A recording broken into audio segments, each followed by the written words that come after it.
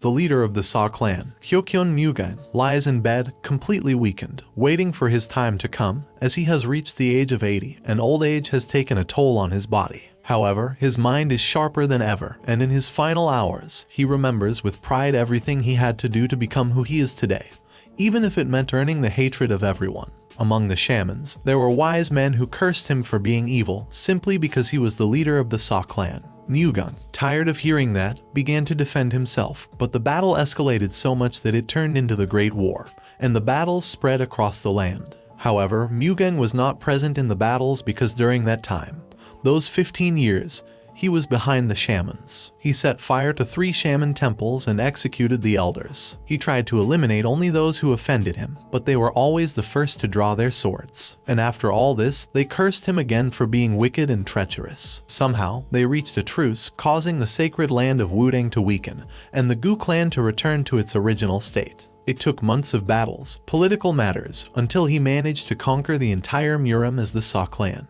He betrayed the arrogant, crushed the wicked, and stabbed his own allies in the back. For these reasons, he was never loved, but for this very reason, he became the leader of the Sa clan, reigning as the ruler for 40 years. However, now on his deathbed, his disciples and the elders are with him, while the Iron Sword Master, Chenwu Mine, searches for the immortal herb to save Mugen's life. Above all, Mugen trusts that Sachin-ju, the disciple he cared for 60 years, will be able to continue his work. But Sachin and the elders are not crying sadly over his impending death. On the contrary, they are there rejoicing, hoping that Mugen's death will finally happen. The wicked old man who mistreated them so many times, and no one can believe how someone like him has come so far without paying the price for his wickedness. Hearing them rejoice in his death, Mugen, in his final minutes of life, manages to muster enough energy to be angry at being betrayed by his own. But at the same time, he cannot blame them because he too was treacherous throughout his life. Just when it seems that Mugen is about to breathe his last, Chenwu Mine appears before them all with the immortal herb in his hands. All the disciples and elders are surprised, but so is Mugen, as no one believed it truly existed. With great difficulty due to his exhaustion, but quickly before it's too late, Chenwu Mine places the root of the immortal herb in Mugen's mouth. However, the clan leader struggles to eat it because he is too close to death to muster the energy. The disciples run after Chenwu Mine to prevent this, but among all of them, they cannot stop Chen's love and loyalty, and he uses all his strength to give the herb to his master. Indeed, Mugen manages to consume a small portion of the herb, but it seems to be too late because he feels his soul leaving his body. However, just when it looks like they are about to take his soul away, it starts returning to his body. Seeing that there are still chances of survival, Mugen makes a great effort and, thanks to the immortal herb, manages to defeat the Reaper of the Heavens who wants to take him, and his soul returns to his body. Thus, thanks to the herb and thanks to Chenwu, Mugen has conquered old age and death and is back to continue what he had started, but now knowing whom he can trust and whom he cannot. After this sequence, we see a young man waking up, surrounded by elders who are taking care of his health. The boy doesn't understand what's happening, but he quickly realizes that he can't move his body,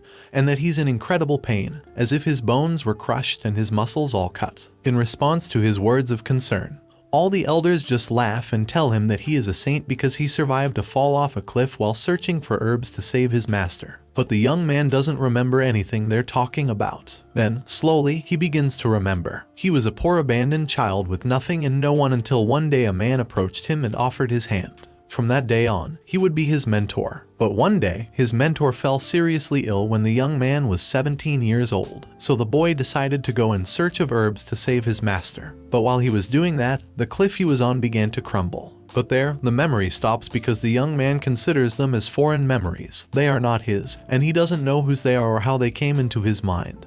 But they cause him pain, and his tension begins to rise. The elders caring for him start to get nervous as they see the young man's health deteriorating, and together they begin to channel sacred Kai into his body. Finally, the energy settles well in his dantian, and the boy's body, and they have managed to calm him. After this, the young man's master thanks them for helping him, but they couldn't be happier to help the boy who saved his life. However, now they have to fix all his broken bones. But in the meantime, they think that since the boy now has all that Kai inside his body, they could accept him as a new disciple. Finally, after a long conversation, they conclude that the boy can become Mugen's disciple. After this, they ask him to give him a name, and the man assures them that he will call him Jinmu. Once named Jinmu, the elders agree that they need to finish healing the boy, and they gather around him, hold hands, and begin to recite some strange words, asking that the demons and the illness be expelled from his body. Then we learn what really happened. When Mugang ate the herb of immortality,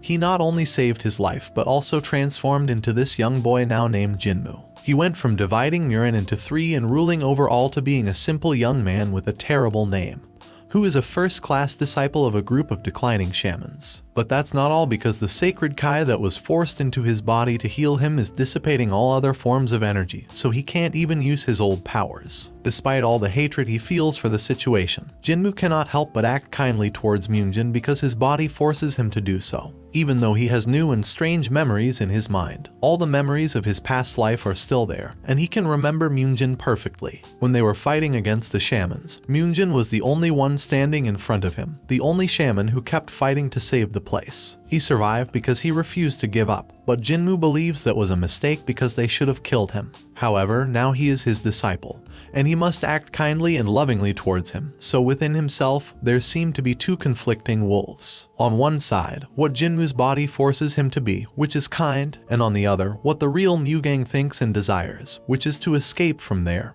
hating his new master. 3 months after Jinmu had fully recovered, Myungjin, having lost his powers, had to train our protagonist with words alone. Even for one of the ancient lords of Murim, having to start from scratch is annoying. The worst part of it all is that with this new body, all the memories of the boy are controlling his instincts, so he can't go against his words. Despite all this, and with his previous knowledge, Jinmu has shown significant progress in his training, to the point of surprising his master with how well he can wield the sword, with only 3 months of training. Unable to believe that someone can learn so quickly, Myungjin wonders if it's all thanks to the Kai they sent into Jinmu's body on the day they healed him. Although Jinmu maintains an arrogant attitude, as in his previous life, he was one of the strongest shamans, the reality is that he is enjoying the training. It's not just fun, he's even happy to learn his master's techniques. Thanks to the training, even if it's only verbal, his skills improve every day, and his understanding of basic movements deepens. He can't help but admit that, compared to the dangerous techniques he used before, this is much safer. After a year of rigorous training, in which he devoted all his time, Jinmu had reached his peak of power, so he believes he can easily surpass a first-class disciple. However, despite being aware of the great power he has acquired in the last few months, he's not satisfied because controlling the Kai that was put into his body is taking longer than he thought. He also misses using his old powers to skip some levels, but the conflicting types of Kai make it impossible. Therefore, before reaching the top, Jinmu sets out to find a way to use his previous experience. But his goal is clear, he will become a master disciple. This is because a few days earlier, while Jinmu was training as usual, one of the low-ranking disciples responsible for delivering supplies decided to stay and talk with him. Although Jinmu didn't pay much attention because he's not interested in people he considers vastly inferior, he hears something that catches his attention. The supply boy mentions that one can control 2 different types of Kai, something only a master disciple could do. Hearing this, Jinmu is surprised because that is a technique that only the best of the best can attempt to learn. However, Jinmu thought that this was a technique that had been lost for a long time, decades, even before he was born. But now that he knows it's not the case, his goal has changed. If the technique still exists, there must be someone capable of teaching it to him. Then, he could learn to control both Kai without them clashing. He could even harness the Kai of the dragon's soul. To make sure one last time if his plan is feasible, Jinmu asks the supply boy again, and he confirms that when one becomes a master disciple, they learn to use different types of Kai, as if it were common knowledge. Everyone except Jinmu, it seems. Seeing our protagonist's ignorance, the supply boy tells him that he could never become a master disciple because there is so much competition, and he is a nobody. But Jinmu remains silent and leaves, thinking to himself that the boy wouldn't say that if he knew who he really was. With his goal now clear, Jinmu only has one more thing to do: help his master heal. As he is still sick, he needs to be taken care of and fed with Jinmu's assistance. But once he's healthy, Jinmu plans to let him go on his way. So he starts feeding him with meat, which he believes is the best way to heal a sick person. After a few days of feeding him meat, his condition has improved enough for him to leave for a while. While he trains, waiting to put his plan into action, he thinks it's best not to tell his master about his plan.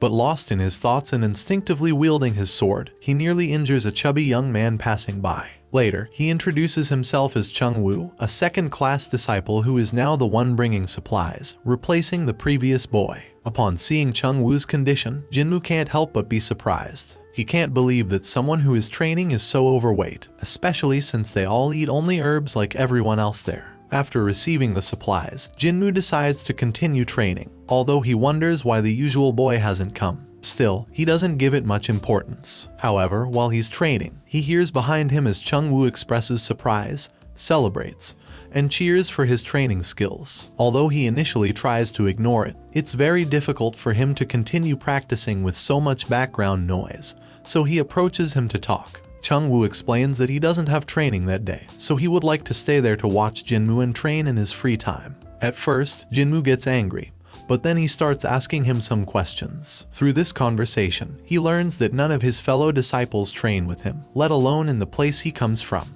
They laugh at him whenever he speaks, avoid him for being unskilled, and take advantage whenever they can.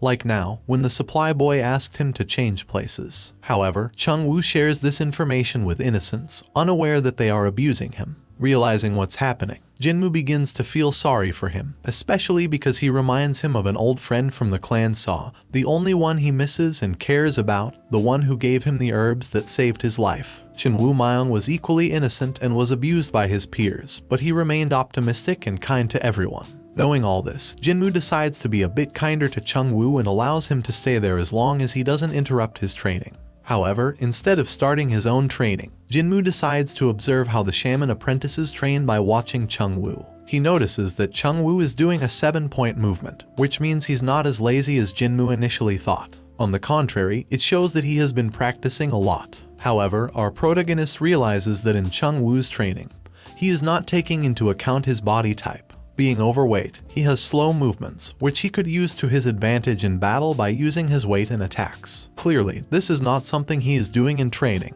which means his master is an idiot who doesn't explain basic things like that. Although Jinmu knows it's not his business, he can't help but feel frustrated by seeing the opportunities the young man is missing out on simply because he doesn't have proper guidance. That's why he decides to intervene and teach him how to use his body for battle, although he doesn't want to take full responsibility for him. He plans to teach him a move and then send him away. However, his teaching style is not very didactic, to say the least, as he explains through shouts and blows. Seeing that Chungwoo struggles to understand the explanations, Jinmu decides to explain through physical contact. So, our protagonist spends the whole day hitting the young man, who takes the blows without complaining, until Jinmu decides to stop, and only then does Chungwoo collapse on the ground, exhausted and battered, thanking him for all the lessons from that training. Despite the frustration of seeing the young man struggling to learn, Jinmu accepts that Chungwoo has endurance. However, he can't help but think that this chubby guy is just an obstacle in his path, so he shouts at him never to return to that place. He tells him not to accept any more tasks of delivering supplies and threatens to kill him if he ever comes back. Totally terrified, Chungwoo quickly leaves, promising not to return. Once the young man is gone, Myungjin appears behind Jinmu, assuring him that he observed everything and that he guided the young man very well. The next day, Jinmu goes to train and finds that his master has gone for a walk that morning, and Chungwoo is not around,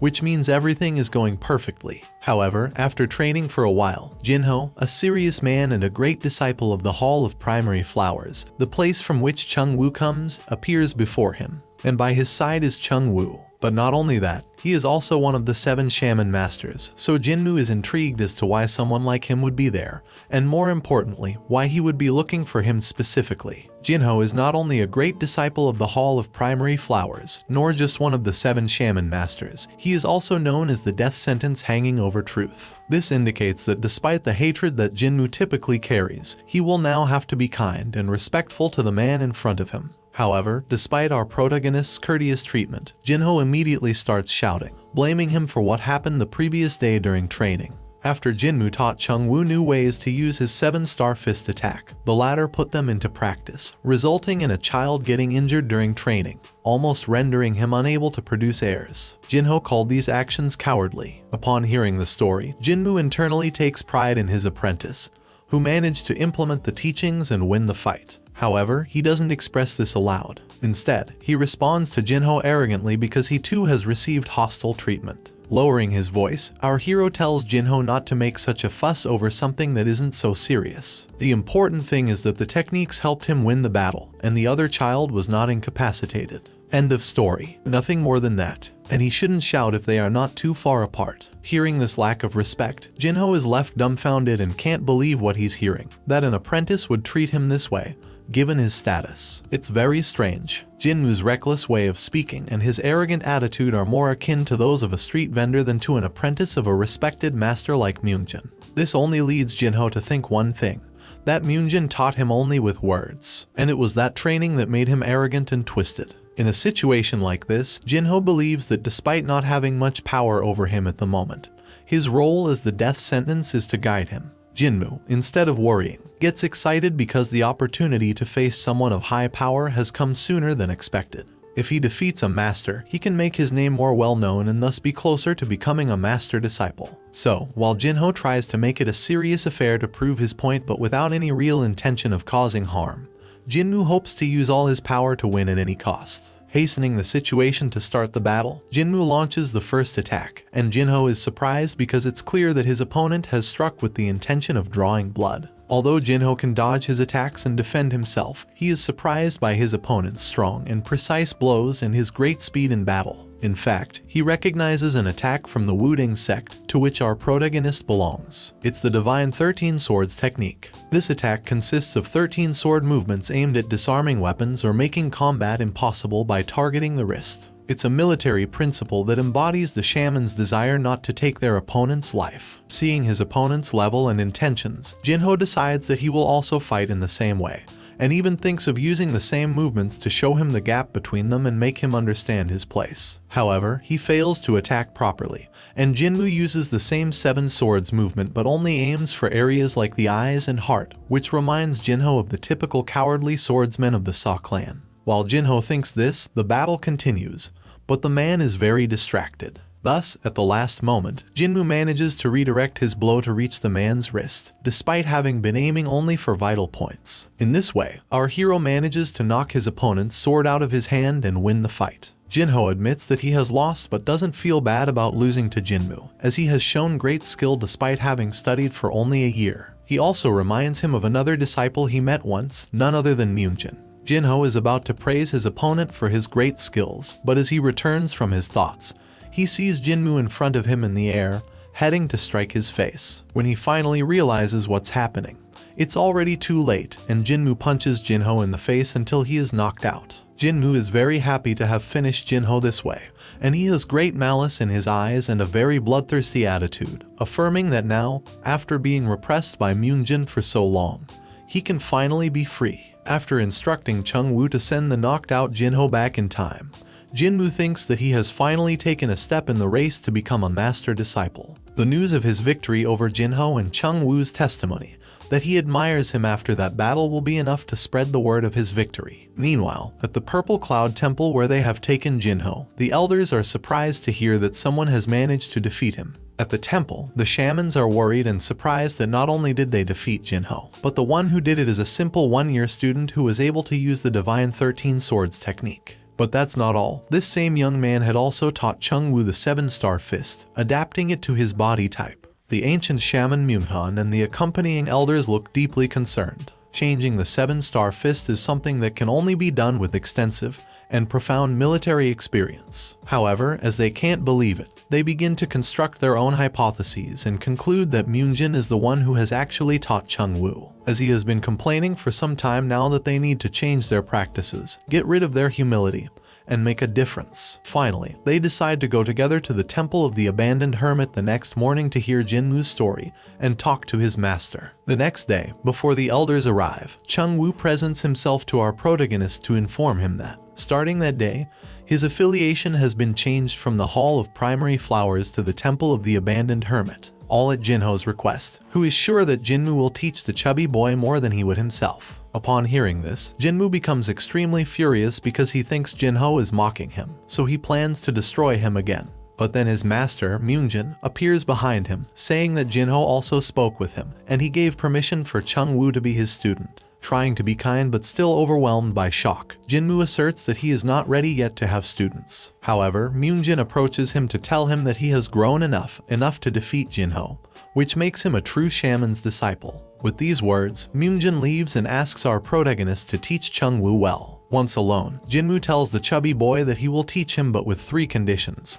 First, he must understand that he is not his master. Second, he must follow all his orders. And third and last, he must not start spouting words like wow or yay as he did in the previous training. Terrified and in pain from the way our protagonist grips Chungwoo's shoulder, the boy agrees to comply with all the rules, half in tears. With these rules in place, Jinmu sends him off on his first task, which is to find some chickens. Although it might seem like part of the training, he is actually taking advantage of him. He then starts giving him different orders to prepare Myunjin's food. Seeing him obey so submissively, Jinmu begins to be glad to have him there because now he can give him all the annoying tasks. While the chubby boy prepares the food, he asks our protagonist how he managed to defeat Jinho the day before, as it was truly magnificent.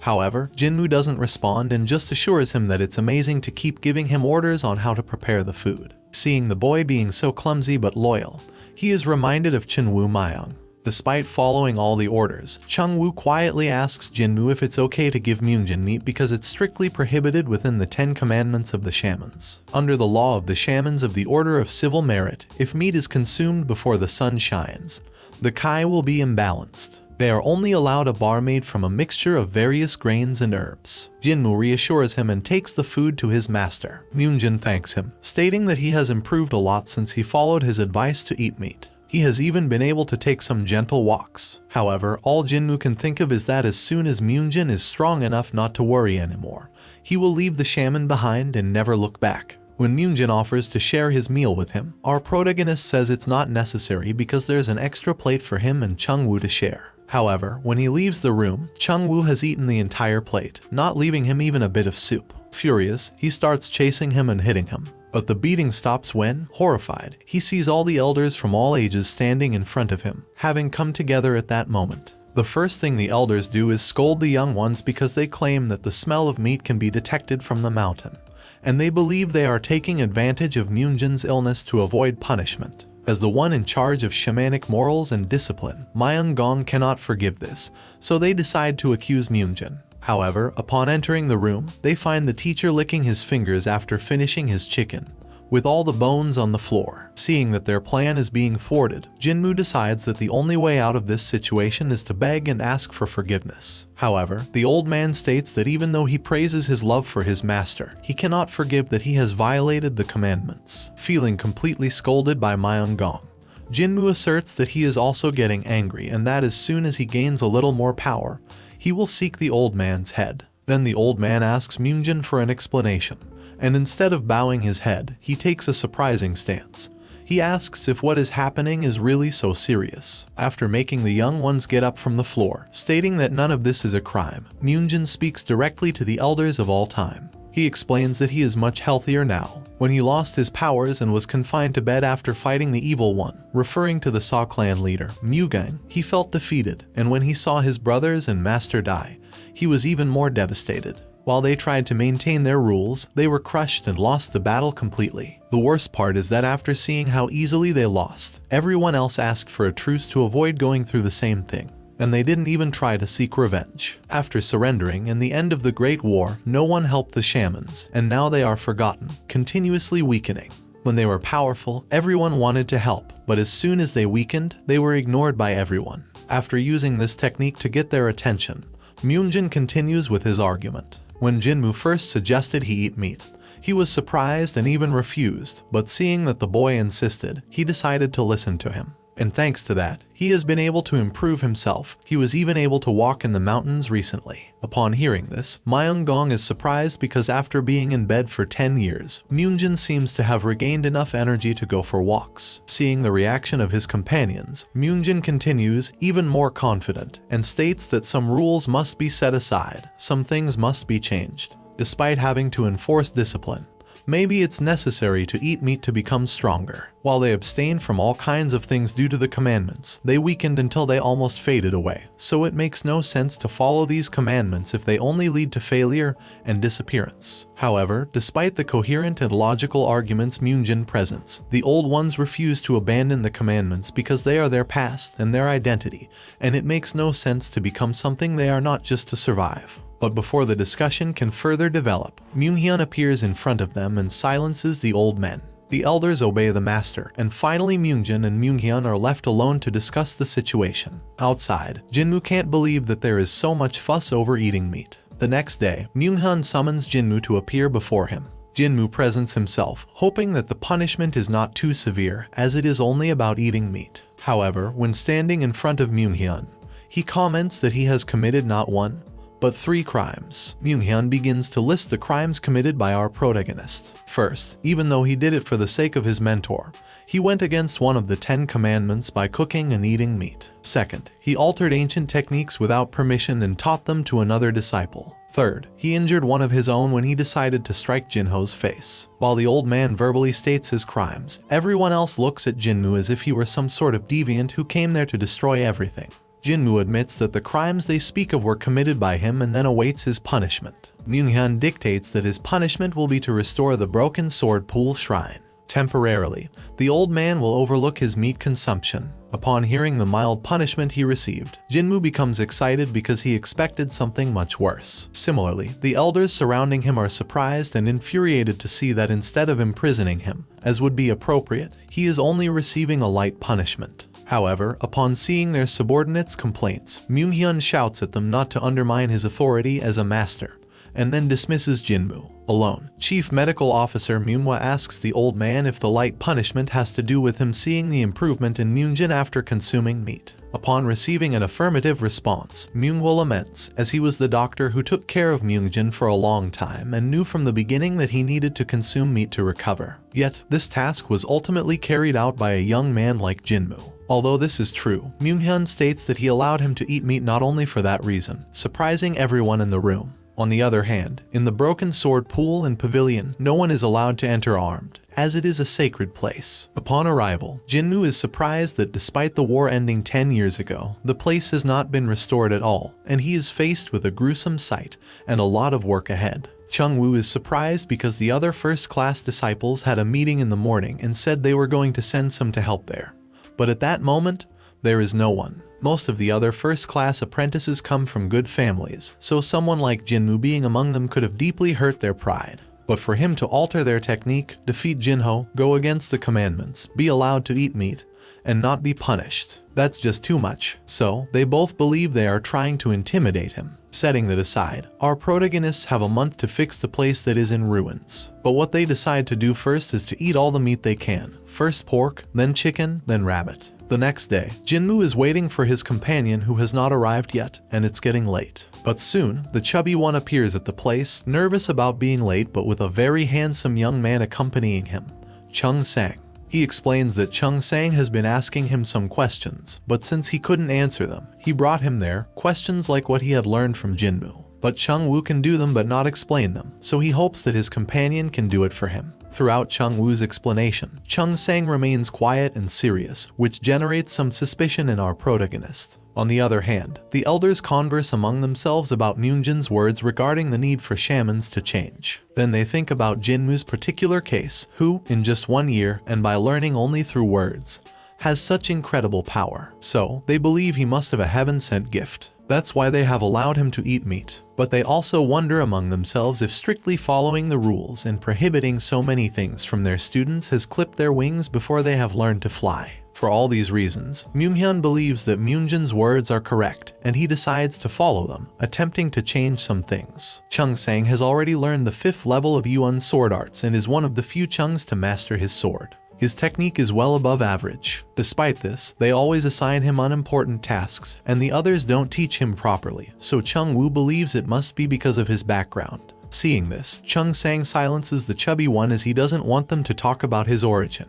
Observing this, Jinmu, who was already thinking about destroying Chung Sang, understands that the young man has raw talent, but he comes from a lesser family, and that's why they are excluding him. This makes him sympathize a bit more with Chung Sang. After this chaotic introduction, the three of them start working. Jinmu then orders Chung Woo to move a giant rock in the middle of the temple. Upon hearing the first order, the chubby one begins to complain because Jinmu had told him before that going there was just for show, and they would spend their time eating rabbits. Hearing this, Chung Sang is surprised, and Jinmu tries to calm the situation down a bit because it's not good for them to know they eat meat so casually. Our hero keeps insisting that Chung Woo moves the rock, and internally, Chung Sang thinks that to be able to move such a giant rock, you must be very skilled in the technique or incredibly strong, which exceeds Chung Woo's abilities, so the chubby one could never do it. Indeed, Chung Woo's first attempt fails, and he can't even lift the rock off the ground. However, Jinmu stops his attempt and begins to explain to him how he should change his posture to have more strength. He has him move his feet inward, lower his hips, and then orders him to try again.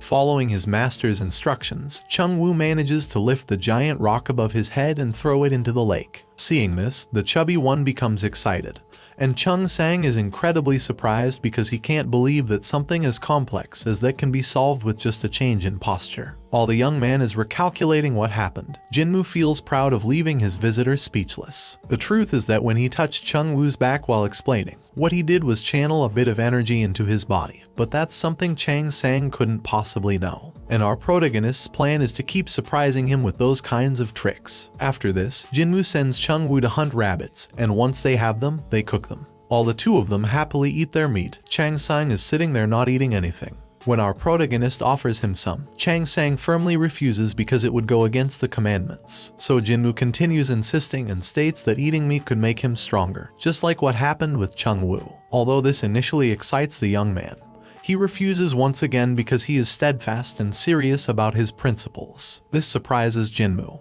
and not in a good way, as he sees it will be very difficult to convince him to eat meat. Anyway, our protagonist is happy to see that gradually the higher-ups are starting to change some things. One of the commandments, that of eating meat, has already been eliminated, and probably more changes will continue to arise, and soon all the commandments will disappear. In addition to meat, even alcohol and women might be allowed in the future. Noticing this, Jinmu realizes that his path may have two parts. On one hand, to become a disciple to destroy all his enemies, and then he can corrupt the shaman groups, and after that, everyone else. This way, he can rebuild the world in his image. But for that, he needs people who are loyal to him, and his plan is to make Chung Sang his second in command. So he proposes to the young man to face Chung Woo. The chubby one gets nervous and says it wouldn't make sense because Chung Sang is much more powerful than him. However, Jinmu assures him that he will be able to win. Upon hearing this, Chung Sang is surprised and a bit angry, thinking that Jinmu is underestimating him, as he believes he will lose to the lowest ranked Chung, the chubby one who has just started getting used to the techniques. In his mind, Chung Sang believes that although it may not seem like much to first-class disciples, for someone like the Chungs, mastering the sword as he does is incredible. Accepting the challenge, Chung Sang states that second-class disciples can only use martial arts, so that fight should be between a fist and a sword. For this reason, he asks Jinmu if he still wants them to face each other, knowing that Chung Woo is at a great disadvantage. Jinmu inwardly laughs at the fact that Chung Sang knows he's better than others but affirms that despite that, he's stuck at the bottom of a mountain without a rope and is actually waiting for our protagonist to be his lifeline. Therefore, he will show him that it's worth working with him, and what better way to prove it than by making him lose against the weak Chung Woo. The battle is about to begin, and Chung Sang picks up a branch from the ground to use it as a sword. But then Jinmu tells him not to be cowardly and to take his real sword to fight against Chung Woo. Upon hearing this, Chung Sang is surprised and somewhat horrified because the commandments strictly forbid disciples from fighting each other with real swords. Jinmu considers him foolish for insisting on the commandments, but decides to stop pressing and goes straight to the fight.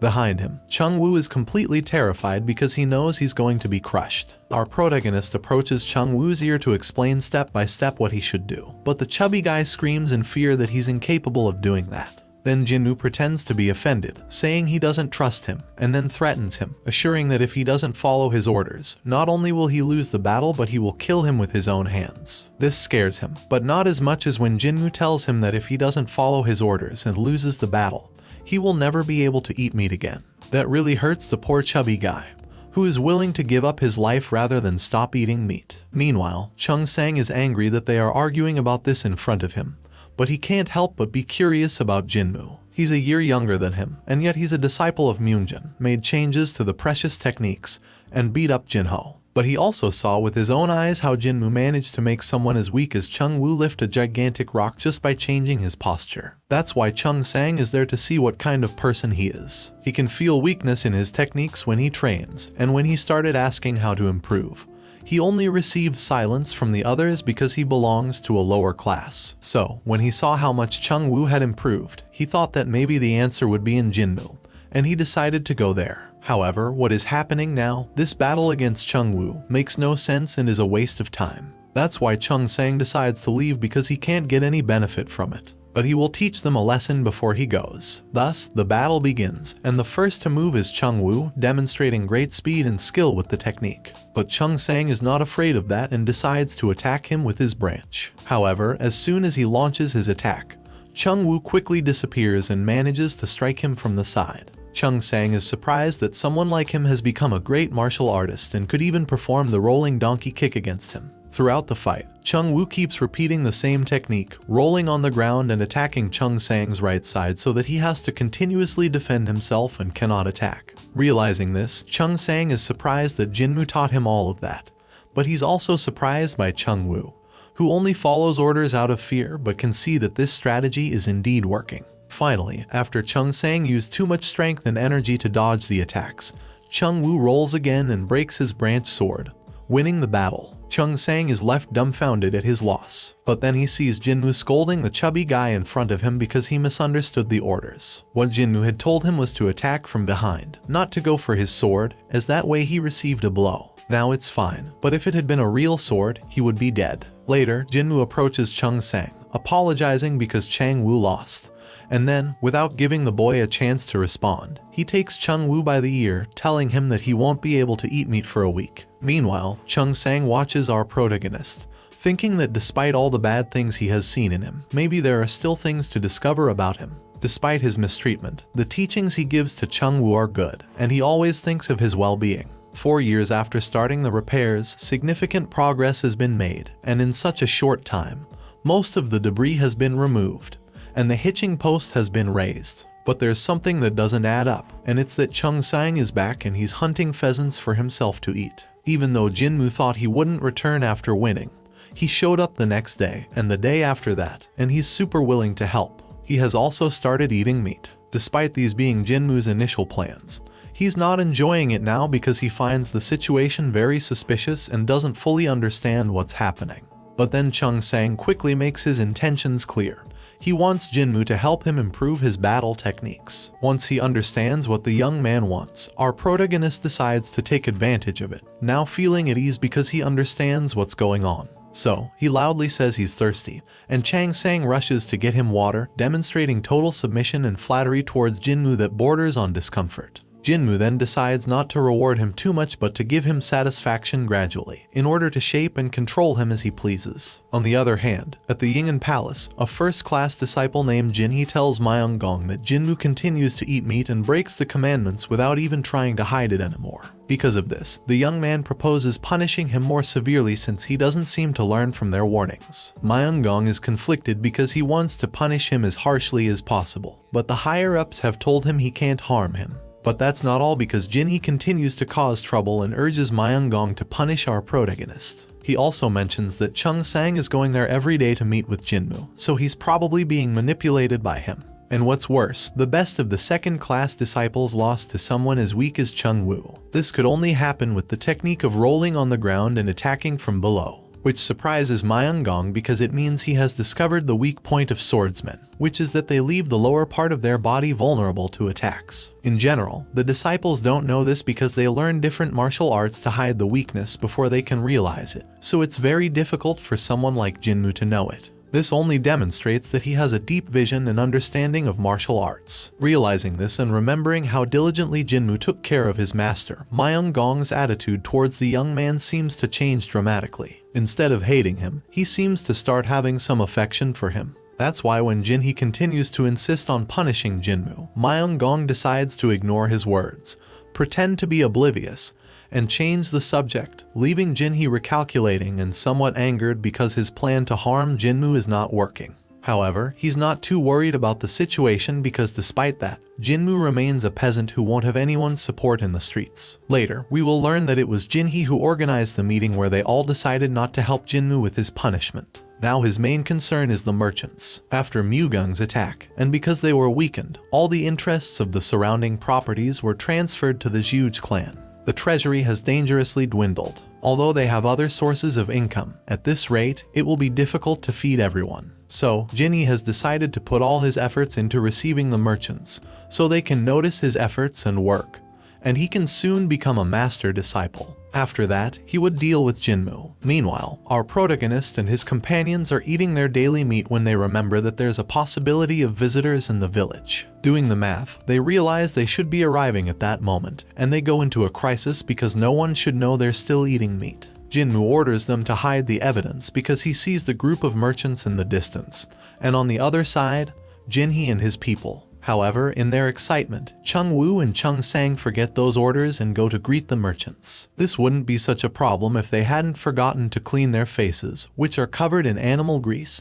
and the smell of meat. Seeing this, the merchants are greatly surprised and wonder if something has happened to the shamans, while Jinhee is in crisis because he can't believe that not only are they still eating meat, but they are also ruining his deal with the merchants. In a single glance, he shows Jinmu the hatred he holds for him. And Jinmu, just from receiving that look, starts to hate him too, vowing to destroy him. After the introductions and the gifts that Jinhee presents to the merchants, he warns our protagonist and his two companions to be careful and watch their backs. Having said that, he follows the merchant who moves freely through the area. This seems very strange to our protagonist because, despite the merchant being an outsider, he has no problem taking the lead, and Jinhee follows him as if it were normal. This only shows that there is a clear difference in their positions. When Jinmu asks who they are, they mention that they are merchants who have been in the business for 3 generations. This surprises Jinmu a bit because he remembers that when he was in his old body, when he was Mugen, he loved money so much that he would wake up if someone merely mentioned it. That's why he learned the name of every brand, merchant, and shopping center in the area.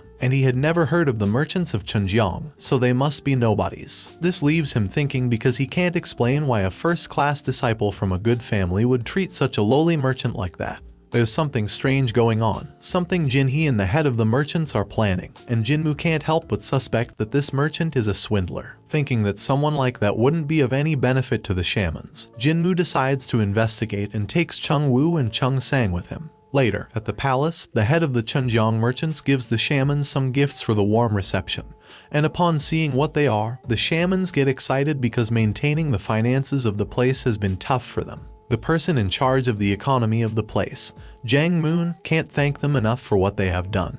But the merchant head claims that he should be grateful to them for accepting his offer as a merchant. He emphasizes that it's all thanks to the strong connection with Jinhee. This makes the economy manager view him in a better light, although he already has a good track record, being a disciple of Manhwa-kun, coming from a good family, and nearing 30 years old. At such a young age and with so many achievements, only a bright future awaits him. Jang Moon tells Chunjiang that he would like to be able to reward them in some way, but the merchant assures him that it's not necessary because he doesn't expect anything from them. He would just like to visit the sanctuary and pray for the health and safety of his family. Having said that, Chunjiang says he will go about his business, and the economy manager insists that it shouldn't be that way, as he has nothing to do, so he invites him to spend more time there. But Chunjiang claims that as an outsider, he's not used to being in a place like that. After insisting a bit more for them to stay, Chunjiang admits that he can't refuse, and they decide to stay a little longer. They then bid farewell to explore the area. Alone, Jang Moon is very happy that they can finally have money and wealth to manage because they have been very poor lately. However, Myung-gong, who had not spoken until now, states that even though they said they didn't expect anything from them, they are merchants after all, so if they form an alliance, eventually they will have to help them. But Jang Moon argues that there's only one reason why merchants would ally with them: protection. When operating as merchants, it's inevitable to encounter mountain or river bandits, and sometimes they even have conflicts with other merchants. Most merchants hire guards, but that's often not enough, so in exchange for a donation, they could provide help. At another time, they might have been able to refuse such a deal, but now the Zhuge clan has taken most of their territory, and no one wants to make pacts with the shamans, so they have no other option. Hearing this, another shaman suggests that it's their moment to show the merchants that the shamans are still strong by demonstrating how many of their disciples practice high-level martial arts. Then Jinhee interrupts and tells Jang Moon that he has been practicing something with the people under his command, so he could be the one to show the high level they have in that place. With a month of help from Manhwa-kun, they have been practicing the nine-headed strike, a very impressive shaman technique. The elders agree that this is exactly what they need to demonstrate to the merchants. They thank Jinhee for his help and ask him to go prepare for the demonstration. Meanwhile, Chisung Lee, the merchandise manager, asks the head if they have gone overboard with the gift. In other words, they have given him a box of silver coins, which they could have taken to the huge Liang people with that amount and maybe would have gotten something better. But then the head explains that even though it's a lot of money, the huge Liang people wouldn't have given them anything for it because they wouldn't want to deal with money from smugglers like them. Jinmu, who is spying on them, manages to hear these words and finally understands what he had been suspecting all along. They are not merchants but smugglers. In the palace, Jinhee and his group give a perfect demonstration to the merchants, who can't help but applaud. The head of the merchants says that despite being second-class apprentices, he can't help but be amazed. Jinhee, on the other hand, can't help but think that his goal was for the merchant and his master to see him perform. And yet, there's something that keeps bothering him. Jinmu is also watching the presentation. After that brief presentation, Manhwa-kun tells Jinhee that it's time for the real show, the nine-headed strike. Although Jinhee tries to remain calm because the performance is the most important thing, he can't help but get in a very bad mood and become infuriated when they hear Jinmu wishing him good luck but looking down on him. All the more reason now that the presentation must be perfect because he can't afford to make a mistake in front of Jinmu. Then the presentation begins. The nine-headed strike is a respected shaman technique where 9 people form a single formation and eliminate the enemy. At first glance, it may seem like they are each doing their own thing, but as they approach and withdraw, they eventually corner the enemy. Because 9 people need to work in tandem, it's a good demonstration of the person in charge's skill. That's why Jinhee needs to showcase his skill in front of everyone. While all the disciples are carrying out the formation, Jinmu openly expresses that it's a very interesting formation. These words catch Manhwa-kun's attention, and he asks if he's genuinely interested in that formation. Our protagonist affirms that he is, but that it seems they need to concentrate more. When Manhwa-kun asks him to explain his words, Jinmu feigns humility and says he hasn't learned about formations yet, so he's not so sure about what he's going to say. Nevertheless, he suggests that after they disperse, the next attack should hit the enemy, and at that moment, it seems like the formation is a bit out of place, as if they are somewhat unbalanced. Afterward, he suggests that if it were him, as soon as the left flank attacks, he would run, but instead, he would slow down and drag them along, attacking from a better position. Manhwa-kun is totally impressed to hear these words because he can't believe that Jinmu noticed all of that just by watching the presentation for a few seconds. This shows that the boy not only can see the weaknesses of the formation but also thinks of ways to fight and improve it. But then they are interrupted by the head of the merchants, who asks what they are talking about. Manhwa-kun explains that Jinmu has just started learning martial arts, but he's talented, so they expect great things from him. He also mentions that even the master is interested in him. Upon hearing this, the merchant starts thinking because he can't believe that he is the one who will become the master's apprentice. But anyway, he starts getting interested in him and keeps an eye on him. Jinmu realizes that he is being looked at differently but fortunately already knows everything he needs to know about him. When he overheard them talking, he heard the explanation that the head was giving to his subordinates. For the head, the ones who would survive forever would be the shamans because, even though they are weakened, they are the proudest of all. Therefore, by making a pact with them, and if everyone finds out that they have given funds to the shamans, their power and position among the others could increase. Then his subordinate tells him in surprise that it's a good plan. But he still worries that the shamans won't do what they want, especially if they discover what the smugglers really want in the future. The head explains that that's why they are putting on such a show. Jinhee hopes to become the master's apprentice, and if they use Jinhee's family connections and help the shamans who fail, Jinhee will promise to return that favor by becoming an apprentice to the master. So their plan basically consists of using Jinhee to be able to use the shamans through him. Jinmu feels very proud that the head of the merchants is doubting his plan to use Jinhee. Now that he knows that our protagonist could be the next master's apprentice because Jinmu has no intention of letting anyone take the territory he has already claimed for himself. Jinmu begins to think about how he can ruin Chunjiang's evil plan. But to do so, he must gather every last strand of information about the shopping center. The good thing is that there's no way Chunjong can escape from the shaman's mountain, so our protagonist will have plenty of time to investigate. However, his thoughts are interrupted by Myungjin, who is a little concerned about his student's attitude, which has changed since the visit of the merchants. This makes him think that perhaps Jinmu, now after seeing those outsiders, might be curious about the outside world, especially given his age. It's very strange that Jinmu hasn't seen the outside like the rest of his masters. For the past few years, the boy was trapped on the mountain doing his master's tasks because his master was bedridden due to illness. Myungjin can't help but feel guilty about this. 2 days later, Myungjin calls Jinmu to tell him that he will be going to Joseon Palace. Jinmu is surprised because it's very unusual for him to want to go out, especially considering the weather conditions that day. However, the master insists, and both of them head to the palace. Every month, during the last quarter, the shaman clan holds a council of elders organized by the clan's master. There, they plan the events of the next month, discuss expenses, and debate how to train their apprentices. So, in this council, not only do the masters attend, but also the apprentices. Once at the palace, Jinho gets excited to see Myungjin and rushes to greet him.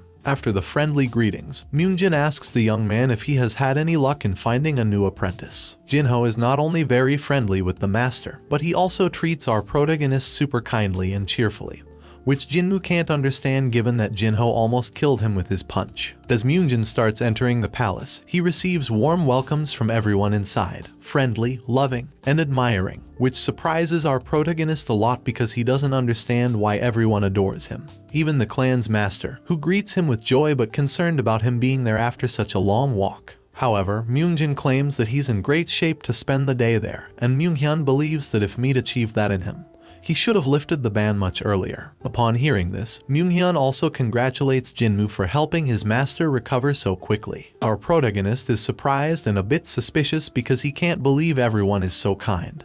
But then Jinho explains to him that Myungjin is the most respected elder in the clan. Before losing his abilities along with the current clan master, Myunghyun, he was once a candidate for the clan master position. And when the clan master, Sopachun, attacked, he was the last one to fight him to protect his apprentices. Myungjin is a figure that represents the shaman clan's ideology and an icon. However, for Jinmu, he's just a guy who tried to fight him and lost, so he considers him useless. Later, while everyone is discussing the matters affecting the whole place, Myungjin makes his contribution, commenting that having ties with the Chunjeong Trading Center can be beneficial, but they still need to think about the consequences and not accept it outright. Myunghyun, who was so confident before, starts to doubt and acknowledges that they did it on Jinhee's recommendation, but their motivations are not clear, and they also don't know the source of their money flow. So, it wouldn't be smart to accept without answering these questions as it could cause major problems in the future. Then Myungjin suggests sending their disciples with them, under the pretext of offering assistance,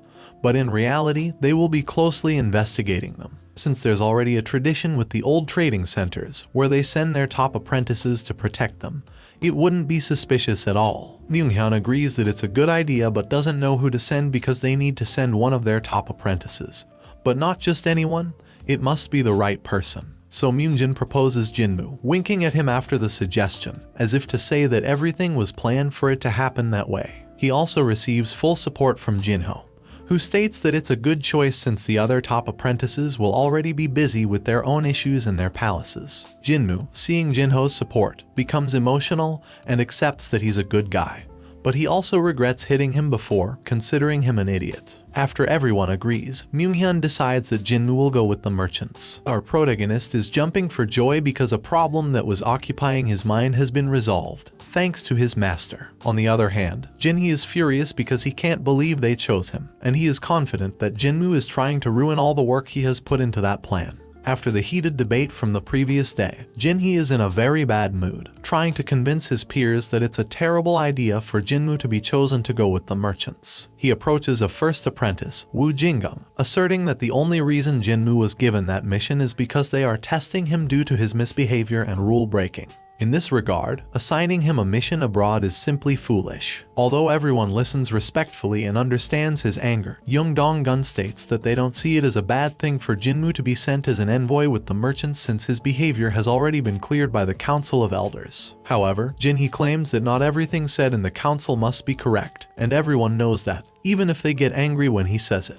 Each first apprentice from every palace was chosen. They were all born into noble families and have carried the fate of the winds and the orders of the shaman. They all compete to become the great disciple of the next generation. But in contrast, Jinmu is the son of Dodong and a peasant. He doesn't deserve to be there. The only one supporting him is Myungjin. However, he's clouding the judgment of all the clan masters and even other clan officials. Furthermore, he's deceiving other apprentices into consuming meat. In short, he's breaking all the shaman traditions, so Jinhee insists they must punish him for his actions. However, before Jinhee can finish his speech, Jinho enters through the door, claiming that he's just talking nonsense out of jealousy. Not only did Myungjin want to send Jinmu with the merchants, but the other elders wanted it too, including his own master. Additionally, the commandment prohibiting meat has already been lifted, and everyone can see how Myungjin has recovered by eating meat. But that's not all. Jinho reproaches Jinhee for how he acted with the merchants, disregarding orders from higher-ranking officials at the time, causing many of them to become angry. Jinho assures him that the great disciple is the face of the shaman and not a title he can use for his own benefit or that of his family. Jinhee feels offended by these words and draws his sword to fight. But then many others stand up, offended, saying that they can't fight there and they should behave. After these words, they leave, leaving Jinhee worried about what happened there. Later, after all the commotion, Jinho and one of his colleagues stay talking, and the young man jokes that Jinho is in love with Jinmu. After laughter and jokes, Jinho states that Jinmu has a promising future and could even become the master's disciple. His colleague admits that he doesn't know him but knows that Jinhee won't let that happen. Still, Jinho claims that Jinmu will find his own path and won't let anyone stop him. On the other hand, our protagonist helps his master climb the stairs in the rain. His eyes show great love and gratitude because without him saying anything, Myungjin moved his sick body just to attend the debate and proposed Jinmu for the mission. When Jinmu says he's happy that Myungjin is getting stronger, he changes the subject and asks if he's excited about exploring the world, stating that he shouldn't worry about him but rather focus on having a good time. Before arriving at the palace, amid jokes and a good atmosphere between disciple and master, our protagonist runs into Chung Sang and Chung Woo. Upon learning that he's been given a mission abroad, they decide to go with him since, as his disciples, they believe they should protect their master. However, instead of feeling grateful for this gesture, Jinmu gets angry and claims that he won't take them and that he'll choose the right people for the mission himself, thus kicking them out. In the distance, Jinhee observes them, vowing not to let a boy ruin what he has been planning for so long. 20 years ago, his grandfather sent him to become an apprentice shaman, entrusting the destiny of their family to him, instructing him to make their family recognized as a true martial arts clan. Those were the words that stuck in his head from a young age. The Wu family, before his grandfather, was in Dangungu Street, a gang that did unpleasant jobs that people didn't want to do. But his grandfather managed to change the course of their family into a martial arts clan. Despite that, they haven't been officially recognized yet. Since that day, Jinhee trained day and night to become a shaman, but the only solution is to become a great disciple. However, everything seems like it could be ruined by Jinmu. Nevertheless, he won't let that happen and is determined to break the most important commandment, not to kill any student. When a shaman's disciple goes on a journey, they must first visit each palace and seek permission from the elders. The palaces are not located close to each other. There are dozens scattered along the mountain,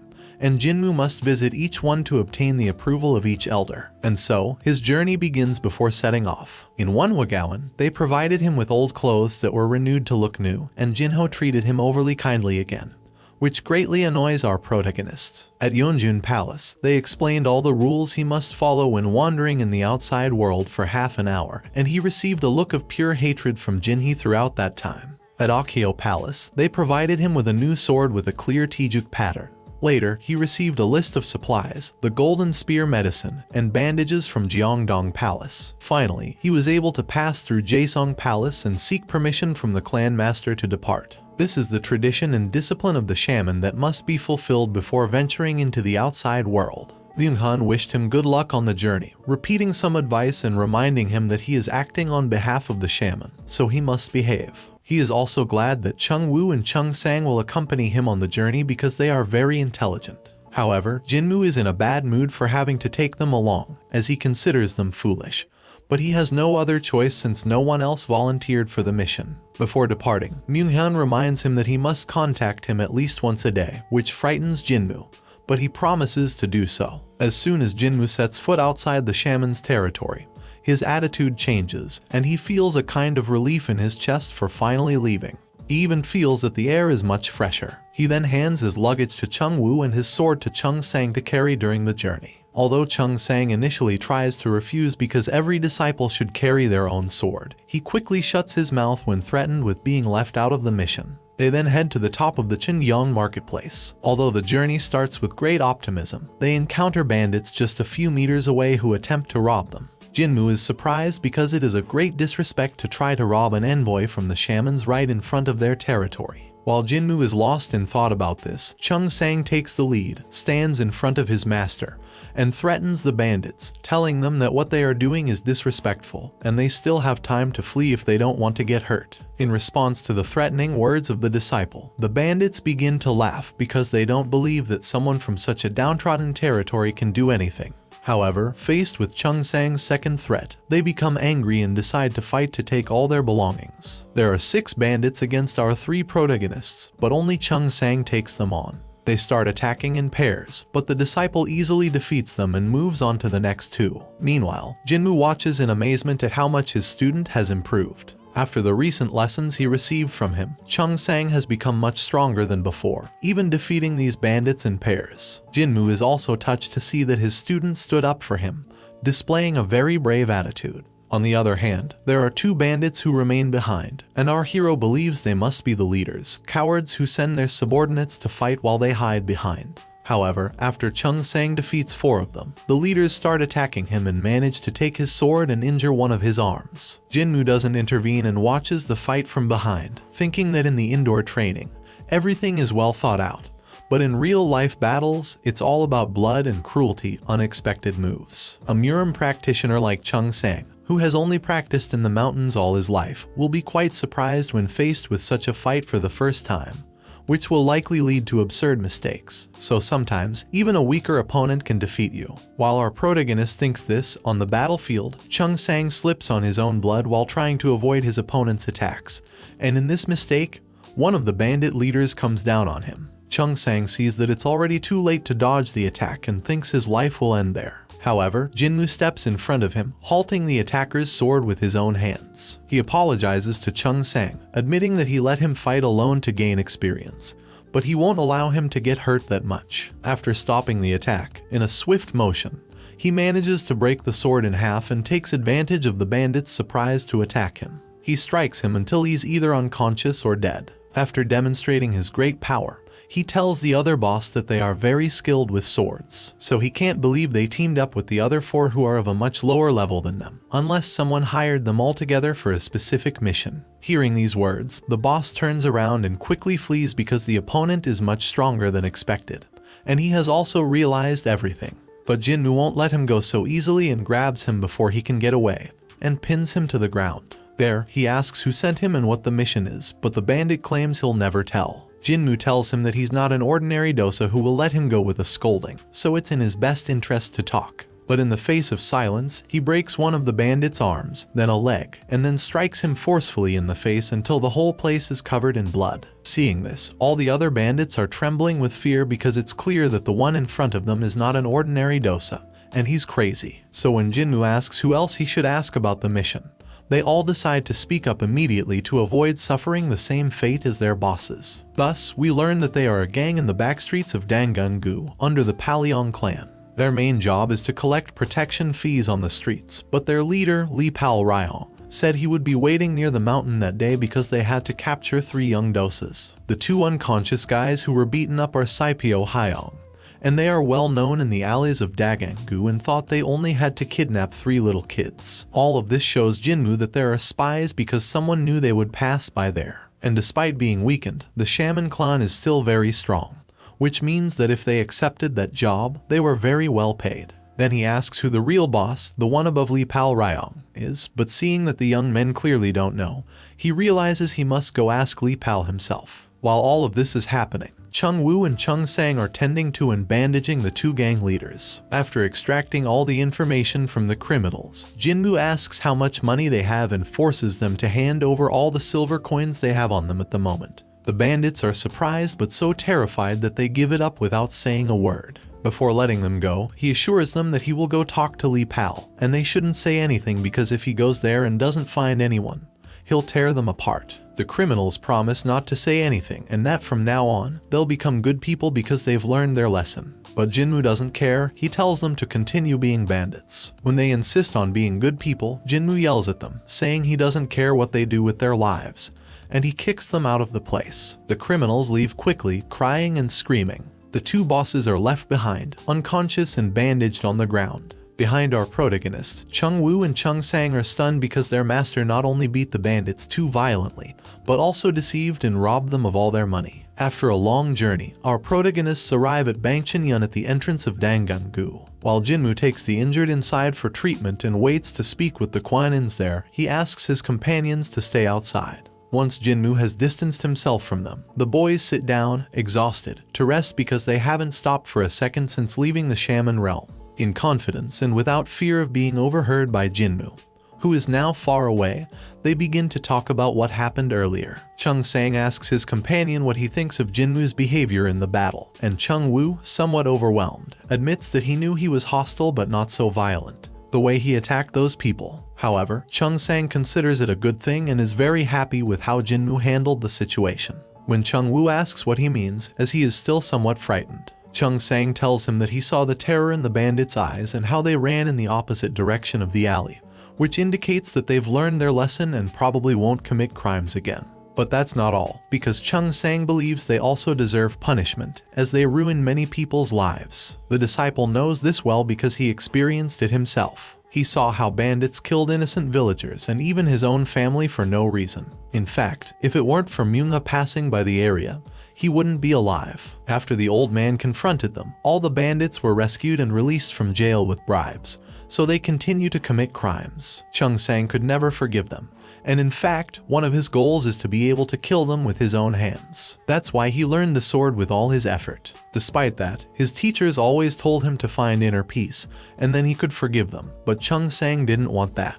He found someone different in Jinmu. He had a completely different ideology, and that's why he found a true guide in our protagonist. Chung Sang believes that Jinmu truly enlightened and guided others, such as these bandits. He punished them for endangering others' lives and pressured them into committing more crimes by making them feel absolute fear. The boy thinks that Jinmu was trying to imprint a message in their minds. If you commit a crime, I will surely find you and punish you. That's what Chung Sang thinks. We know that our protagonist is just bloodthirsty and enjoys others' pain. In any case, Chung Sang continues to think that Jinmu is one of those few people who guide those who are suffering, and that's why he can bring light to the world. Since he saw how Jinmu dealt with the bandits, Chung Sang has had a new purpose, to walk a difficult path to enlighten the wicked. And for that, he wants to become a disciple and follow him. Hearing his companion's words, Chung Woo becomes emotional to the point of tears because he now also believes that their master's plan and main goal are to become a guide to lead everyone away from the path of evil. While this is happening outside, inside Jinmu is forcing them to give him a higher reward for bringing in those battered bandits,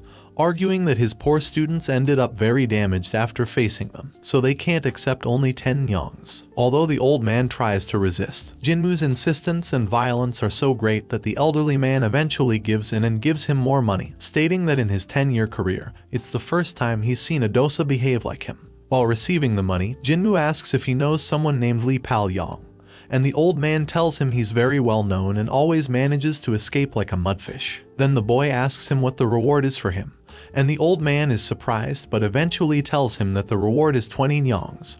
So Jinmu excitedly realizes that he is indeed a bad and ruthless bandit. The old man asks if he really wants to capture him, and upon receiving an affirmative answer, he explains that they have often tried to capture him. But he is a person with excellent original martial arts and is very elusive, so it's very difficult to track him down. Upon hearing that he's good at martial arts, Jinmu is surprised. Dagang-gu is in the Jegal family's realm, and unless Sapashin is actively looking for a fight, there's no way he can expand his territory in Dagang-gu, where the Jegal family still thrives. Naturally, there wouldn't be any strong martial artists, and maybe only a few low-level criminals, so he already knows where to find them. Thus, Jinmu leaves, thinking that the officials are very stupid and useless for not being able to solve something so easy. Our protagonist leaves the place happily because by encountering Li Pal, he not only can ask him the questions he wants but also can have an extra income. However, when he steps outside, he finds his students crying and telling him how much they admire him.